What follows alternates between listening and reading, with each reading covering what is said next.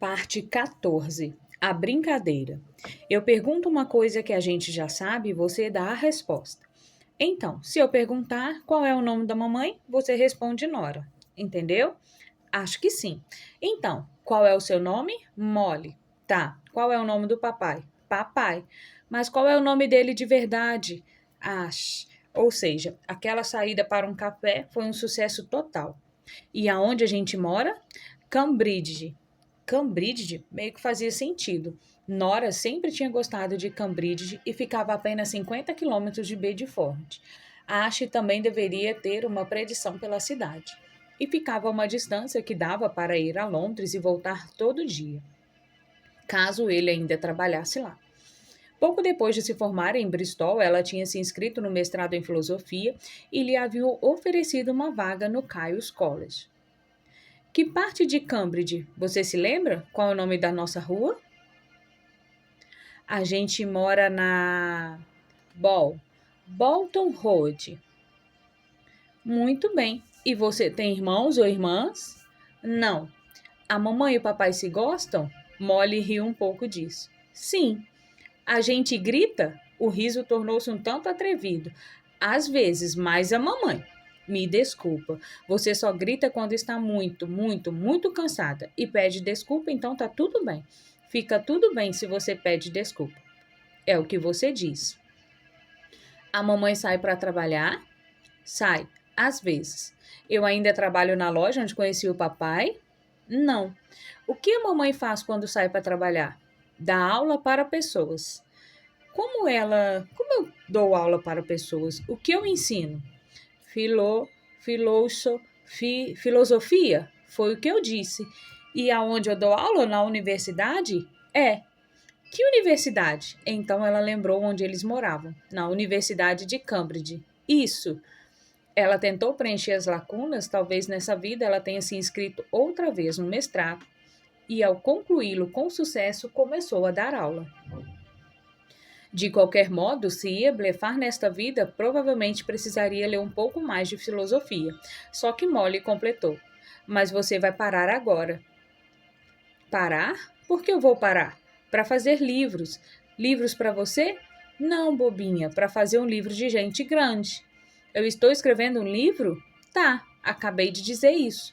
Eu sei, só estou tentando fazer você dizer algumas coisas duas vezes, porque é duas vezes mais legal e faz os ursos ficarem menos assustadores, tá? Tá. O papai trabalha? Sim. Você sabe qual é o emprego do papai? Sei, ele corta pessoas. Por um breve instante, Nora se esqueceu de que Ash era cirurgião e se perguntou se estava na casa de um serial killer. Ele corta pessoas? É, ele corta o corpo das pessoas e faz elas melhorarem. Ah, é, ele salva pessoas. É, ele salva. Menos quando fica triste e a pessoa morreu. É, isso é triste. O papai ainda trabalha em Bedford ou ele trabalha em Cambridge agora? A menina deu de ombros. Cambridge, ele toca música? Toca sim, ele toca música, mas muito, muito, muito, muito mal. Ela deu uma risadinha ao dizer aquilo. Nora riu também. A risada de Molly era contagiante. É, você tem tios e tias? Sim, eu tenho a tia Jaya. Quem é a tia Jaya? A irmã do papai. Mais alguém? Sim, o tio Joey e o tio Evan. Nora ficou aliviada ao saber que o irmão estava vivo nesta linha do tempo e que estava no mesmo homem com quem se casara na vida olímpica dela e que estava suficientemente presente na vida deles a ponto de Molly saber o nome dele. Quando foi a última vez que a gente viu o tio Joey? No Natal. Você gosta do tio Joey? Gosto. Ele é engraçado e ele me deu panda. O panda? Meu bichinho de pelúcia preferido. Pandas também são ursos. Ursos legais. Molly bocejou e estava ficando sonolenta. A mamãe e o tio Joey gostam um do outro? Sim, vocês sempre falam no telefone. Aquilo era interessante. Nora tinha presumido que as únicas vidas onde ainda se dava bem com o irmão eram aquelas em que ela jamais fazia parte dos labyrinths. Ao contrário de sua decisão de continuar com a natação, o café com Ash aconteceu depois de sua experiência na banda. Mas aquilo desbancava sua teoria. Nora não pôde evitar se perguntar se estava adorável Molly era o elo que faltava.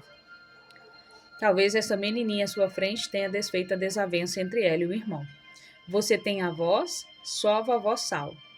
Nora queria perguntar mais sobre a morte dos próprios pais, mas aquela provavelmente não era a melhor hora. Você é feliz? Quer dizer, quando não está pensando em ursos? Acho que sim. A mamãe e o papai são felizes? Sim, respondeu ela devagar. Às vezes, quando você não está cansado. A gente se diverte muito? Ela esfregou os olhos. Sim. E a gente tem algum bicho de estimação? Tem, o Platão. E quem é o Platão? Nosso cachorro. E que raça de cachorro é o Platão? Mas não teve resposta, porque Molly já tinha pegado no sono. Nora ficou lá deitada no carpete e fechou os olhos. Quando acordou, uma língua lambia o seu rosto. Um labrador com olhos sorridentes e rabo abanando parecia feliz e animado em vê-la. Platão? Perguntou ela sonolenta. Sou eu, Platão pareceu dizer com o balançar do rabo. Já era de manhã. A luz se infiltrava pelas cortinas agora. Bichinhos de pelúcia, incluindo o panda e o elefante que Nora havia identificado antes, espalhavam-se pelo chão. Ela olhou para a cama vazia. Molly não estava no quarto e ouviu passos, passos mais pesados que os de Molly subindo as escadas. Ela se sentou e soube que devia estar com uma aparência horrível depois de dormir no carpete com uma camisa de malha larga do decouro, que ela conhecia, e uma calça de pijama de um xadrez escocês que ela não reconhecia. Nora passou a mão no rosto e sentiu as marcas de onde estivera deitada e o cabelo parecia sujo e emaranhado. Ela tentou se fazer o mais apresentável possível nos 2 segundos que precederam a chegada de um homem com quem ela simultaneamente dormia toda a noite e com quem jamais dormira. O marido de Sconce, posso assim dizer. E então, de repente, lá estava ele. A vida perfeita. O jeito de menino bobo e desengonçado de Ash tinha sido pouco afetado pela paternidade. Quando muito, ele parecia ainda mais saudável do que quando batera a sua porta. E como naquela ocasião estava vestido com roupa de corrida, embora que as roupas parecessem um pouco mais sofisticadas e caras, e ele usava algum tipo de monitor de atividade física preso ao braço. Ele sorria e segurava 2 xícaras de café, uma delas para Nora. Ela se perguntou quantos cafés eles haviam tomado juntos desde o primeiro. Ah, obrigada. Ah, não, Nor. Você dormiu aqui a noite toda? Perguntou ele. Nor, quase toda. Minha intenção era voltar para a cama, mas Molly estava com medo. Eu precisei acalmá-la e depois fiquei cansada demais para me deslocar. Ah, não, me perdoa. Eu não ouvi a Molly. Ele parecia sinceramente triste. Acho que foi culpa minha. Eu mostrei alguns ursos para ela no YouTube ontem, antes de ir para o trabalho. Não tem problema. Enfim, eu já levei o Platão para passear. Só preciso estar no hospital ao meio-dia. Vou pegar mais tarde. Você ainda quer ir à biblioteca? Ah, sabe do que mais? Acho que vou passar essa. Tá bem. Eu já dei o café da manhã para Molly e vou deixá-la na escola. Eu posso levar a Molly, disse Nora, se você tem um dia cheio pela frente. Ah, vai ser um dia normal. Uma vesícula biliar e um pâncreas até agora. Coisa simples. Vou dar uma corrida. Tá, para a meia maratona no domingo. Que? Nada, deixa pra lá, disse Nora. Estou delirando por ter dormido no chão. Tudo bem. Aliás, minha irmã ligou.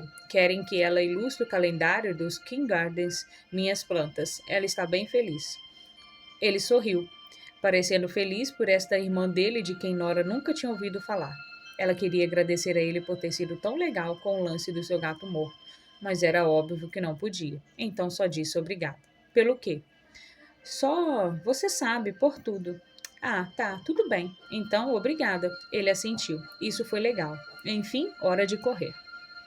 Ele acabou de tomar o café e desapareceu.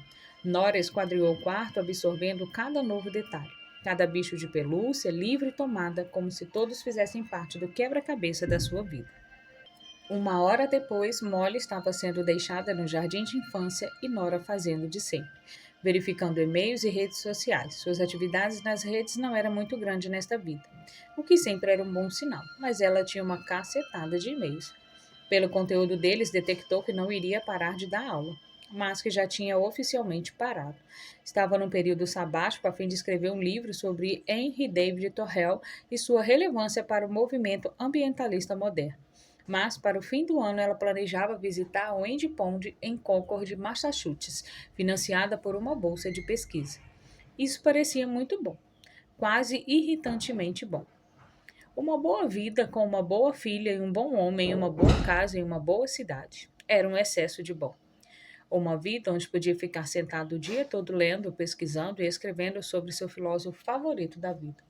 Isso é legal, disse ela para o cão, não é legal? Platão bocejou indiferente. Então ela decidiu explorar a casa, vigiada pelo labrador de sua posição deitada no sofá que parecia bem confortável. A sala de estar era ampla, os pés dela afundavam no tapete macio. Assoalho branco, TV, lareira, um teclado, dois laptops novos na tomada, uma arca de mogno em cima da qual jazia empoleirado um jogo de xadrez decorativo, estantes de livros bem arrumadas, um lindo violão apoiado num canto. Nora reconheceu o modelo instantaneamente como um Fender Malibu Midnight Saint eletroacústico. Ela havia vendido um em sua última semana de trabalho na teoria das cordas. Havia fotos em portas-retratos espalhados por toda a sala de estar. Crianças que ela não conhecia, como a mulher que se parecia com Ash, provavelmente a irmã.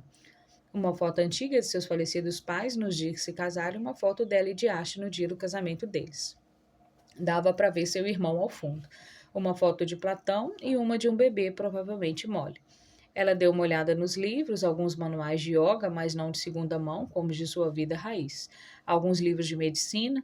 Ela reconheceu seu exemplar de História da Filosofia Ocidental, de Bertrand Russell, assim como o Adin, ou A Vida nos Bosques, de Henry David Thoreau, ambos aquisições da época da faculdade. Um familiar Princípios de Geologia também estava ali. Havia vários livros sobre Thoreau e exemplares de A República de Platão e de Origens do Totalitarismo de Hannah Arendt, que ela também possuía em sua vida raiz, mas não aquelas edições. Livros escritos por intelectuais como Julia Kristeva, Judy Butler e Shimananda. Havia muitos livros sobre filosofia oriental que nunca tinha lido, então ela se perguntou caso ficasse nessa vida e não conseguia ver porque não ficaria, se haveria como ler todos eles. Gabriel, pega o rodo pra mim. Antes de ter que voltar a dar qualquer aula em Cambridge. Romances, alguns diques, A Redoma de Vidro, alguns livros nerds de divulgação científica, alguns de música, alguns manuais para pais, Natureza, de Ralph Waldo Emerson e A Primavera Silenciosa, de Raquel Carlos, alguns títulos sobre mudança climática e uma enorme edição capa dura de Sonhos Árticos. Ela quase nunca fora assim tão consistentemente intelectual.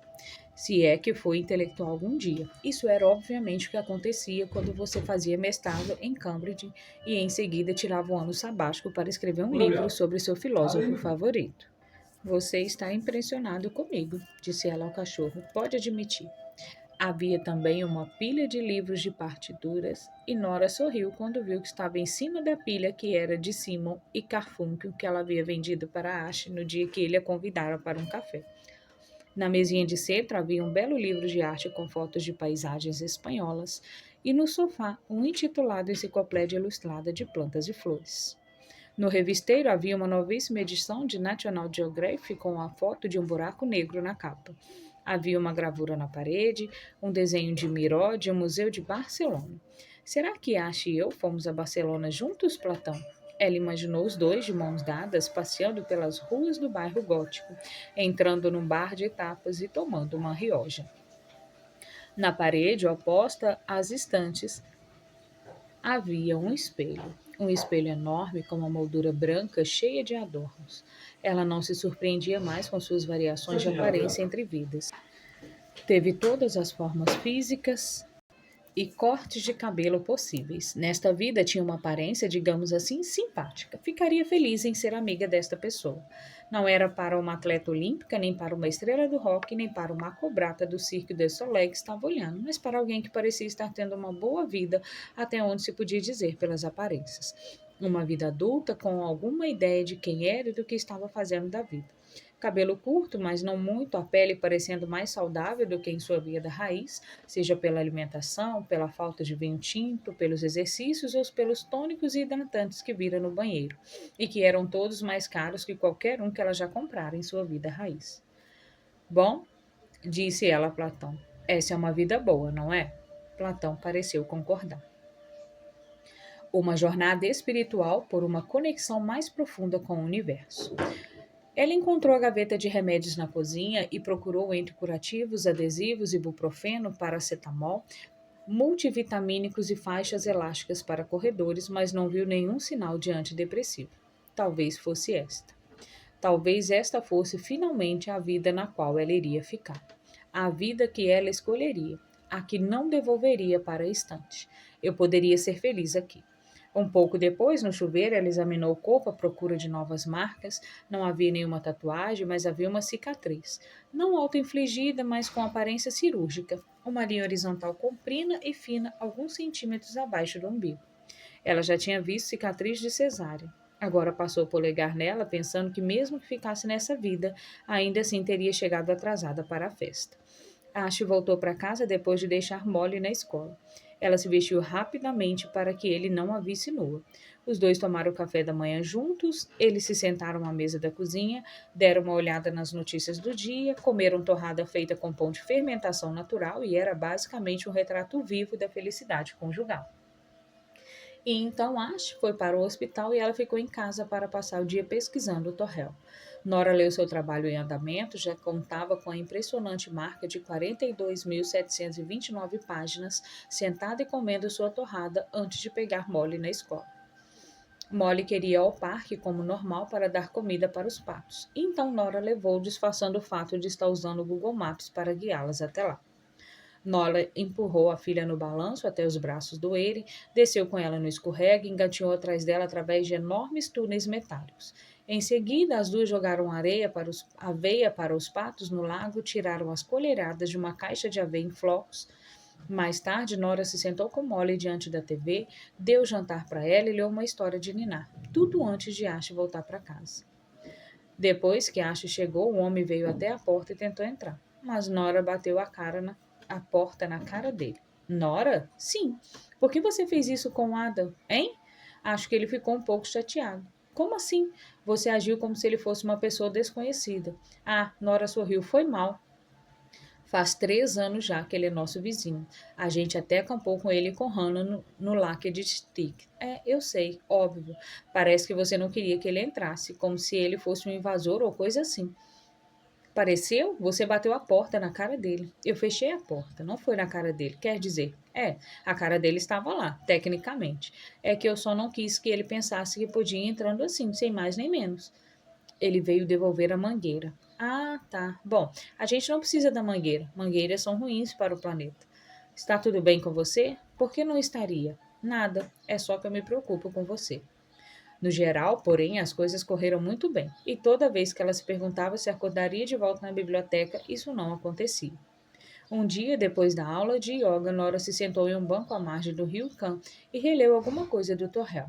No dia seguinte à tarde, viu Ryan Bailey na televisão sendo entrevistado no set de filmagem de O Bar da Última Chance 2, quando revelou estar em uma jornada espiritual por uma conexão mais profunda com o universo, em vez de preocupado em sossegar num contexto romântico. Ela recebia fotos de baleias de Izzy e até enviou a ela uma mensagem no WhatsApp para dizer que tinha lido sobre um terrível acidente de carro na Austrália recentemente, e fez Izzy prometer que sempre iria dirigir com muito cuidado. Nora se sentia aliviada em saber que não tinha o menor interesse em ver o que Dan andava fazendo com a vida dele. Em vez disso, se sentia bastante grata por estar com Ash. Ou melhor, e mais precisamente, ela imaginava estar grata porque ele era um doce e havia tantos momentos de alegria, riso e amor. Os turnos de trabalho de Ash eram longos, mas o convívio com ele quando estava em casa era bem fácil, mesmo depois de dias de sangue, estresse e vesículas biliares. Ele também era meio nerd. Sempre dava bom dia para as pessoas mais velhas na rua quando saía com o cachorro e às vezes era ignorado. Ele cantava junto com as músicas que tocavam no rádio do carro. Em geral, não parecia precisar dormir e nunca se importava em cuidar de Molly à noite, mesmo quando tinha alguma cirurgia no dia seguinte. Ele amava causar nojo em Molly com fatos. O estômago ganha um revestimento novo a cada 4 dias. Ceras de ouvido é um tipo de suor. Existem criaturas chamadas ácaros vivendo nos seus cílios e adorava ser inconveniente. Ele disse a um completo desconhecido no Lago dos Patos no primeiro sábado do alcance auditivo de Molly, de modo entusiasmado que os patos tinham pênis no formato de saca-rolhas. Nas noites, quando chegava em casa cedo, bastante para cozinhar, fazia um excelente dal de lentilha e um belo penne ao arrabiata e tendia a colocar uma cabeça de alho inteira em qualquer refeição que preparava. Mas Molly estivera completamente certa. Os talentos artísticos dele não se estendiam à música. Na verdade, quando ele cantava The Sound of Silence, acompanhado do violão, Nora se flagrava desejando, cheia de culpa, que ele obedecesse ao título da música e se ativesse ao som do silêncio.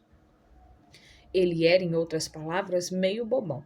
Um bobão que salvava vidas diariamente, mas ainda assim meio bobão. O que era bom. Nora gostava de bobões e se sentia um pouco bobona ela mesma, o que a ajudava a superar a peculiaridade intrínseca de estar com um marido que só agora começava a conhecer melhor. Esta é uma vida boa, pensava Nora repetidas vezes. Sim, ser mãe era exaustivo, mas Molly era fácil de amar, pelo menos durante o dia. Na verdade, Nora com frequência preferia a hora que Molly chegava da escola, porque adicionava um pouco de desafio a uma existência um tanto sem atributos. Nem o estresse no relacionamento, nem o estresse no trabalho, nem o estresse com o dinheiro. E Neve tinha muitos motivos para ser grata. Inevitavelmente, havia alguns momentos de instabilidade. Ela tinha a sensação familiar de estar atuando em uma peça de teatro onde não sabia as falas. Tem alguma coisa errada? Perguntou ela a Ash uma noite. É só que ele a encarou com aquele sorriso afetuoso e um olhar intenso e inquisitivo. Sei lá. Você esqueceu que o nosso aniversário de casamento estava chegando. Acha que não viu filmes que eu já vi. E vice-versa. Esqueceu que tinha uma bicicleta. Não sabe mais onde ficam os pratos. Tem usado minhas pantufas. Deita do meu lado na cama. Caramba, Ash, disse ela um pouco tensa demais. É como se eu tivesse sido interrogada pelos 3 ursos. Eu só me preocupo. Tá tudo bem comigo. Só estou, você sabe, perdida no mundo da pesquisa. Perdida no bosque. No bosque de Torrel. E nesses momentos ela sentia que talvez fosse retornar à biblioteca da meia-noite. Às vezes se lembrava das palavras de Sra. Elma em sua primeira visita. Se quiser muito mesmo continuar numa vida em particular, não precisa se preocupar. Assim que você decidir que quer aquela vida, que a quer de verdade, então tudo que existe na sua mente agora, inclusive esta biblioteca da meia-noite, acabará se tornando uma lembrança tão difusa e intangível que se perderá na memória. O que levantava a questão: se esta era a vida perfeita, por que ela não tinha se esquecido da biblioteca? Quanto tempo levava para esquecer? De vez em quando ela sentia nuvens de leve depressão pairando à sua volta, sem nenhuma razão aparente, mas nada comparado a quão péssimo havia se sentido em sua vida raiz, ou, para falar a verdade, em muitas de outras suas vidas. Era como comparar um resfriado a uma pneumonia. Quando ela pensava em como tinha se sentido mal no dia que perdeu o emprego na teoria das cordas, no desespero pelo anseio solitário e desesperado de não existir, então isso aqui não chegava nem perto. Todos os dias ela ia dormir achando que ia acordar de novo nesta vida, porque era, no modo geral, levando tudo em consideração, a melhor que já havia experimentado.